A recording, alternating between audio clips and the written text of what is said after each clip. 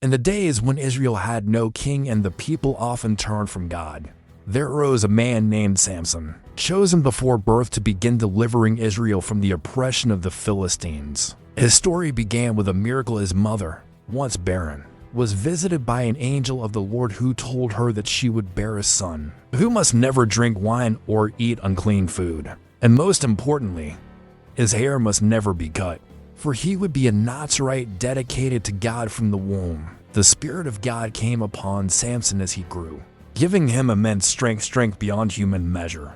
But along with this divine gift came deep personal flaws. Samson's desire for Philistine women led him into constant conflict with his purpose. Yet God continued to use him. He killed a lion with his bare hands, defeated 1,000 Philistines with the jawbone of a donkey, and pulled the gates of a city from their hinges. Still, his heart was drawn toward danger, and it was this weakness that would ultimately lead to his downfall. One day, he fell in love with a woman named Delilah, a Philistine who lived in the valley of Sorek. The Philistine rulers approached her with a tempting offer.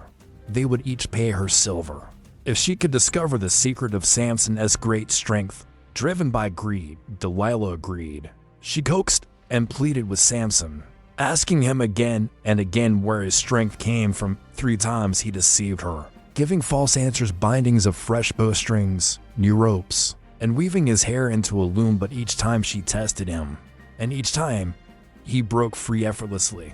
Still, she pressed on, manipulating him with tears and accusations. "How can you say you love me if you once he confided in me?" Day after day she nagged and tormented him until his soul was weary to death. At last, worn down and unable to resist any longer, Samson revealed the truth. "No razor has ever touched my head," he said, "for I have been a Nazarite dedicated to God from my mother's womb. If my head were shaved, my strength would leave me, and I would become as weak as any other man." Delilah knew then that he had told her his heart. That night, while Samson slept on her lap, she called for a man to shave the 7 locks of his hair.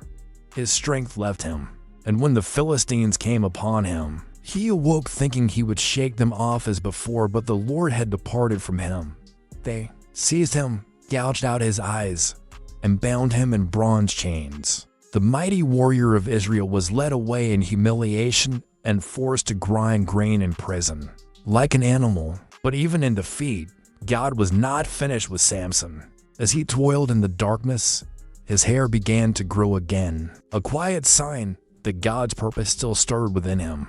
Meanwhile, the Philistine lords gathered in the temple of their god Dagon to celebrate their triumph over Samson. With thousands in attendance, including all their rulers, they brought Samson out to entertain them, mocking the fallen judge of Israel, blind and weak. He was led by a servant to stand between the temple's great pillars. In that moment of humiliation, Samson turned back to God. He prayed, "Sovereign Lord, remember me. Please, God, strengthen me just once more, and let me with one blow get revenge on the Philistines for my 2 eyes." Placing his hands on the pillars that held up the temple, he cried out, "Let me die with the Philistines." Then, with all his might, he pushed, and the temple collapsed upon the rulers and the people within.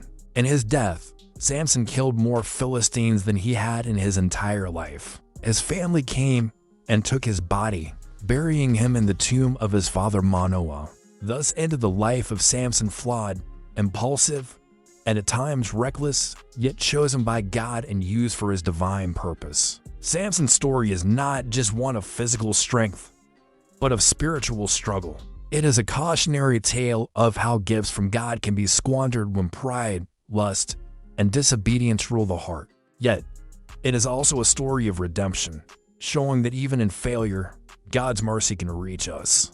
Though Samson broke his vow, and though his downfall came through his own weakness, his final act of faith brought victory to Israel and fulfilled the calling placed on his life from the very beginning. His name appears in the Hall of Faith in Hebrews 11, reminding us that despite our failings, God can still use us when we return to Him. Samson and Delilah's story stands as both a warning and a hope that while temptation can bring destruction, repentance can bring redemption, and God's purposes are never undone by human failure.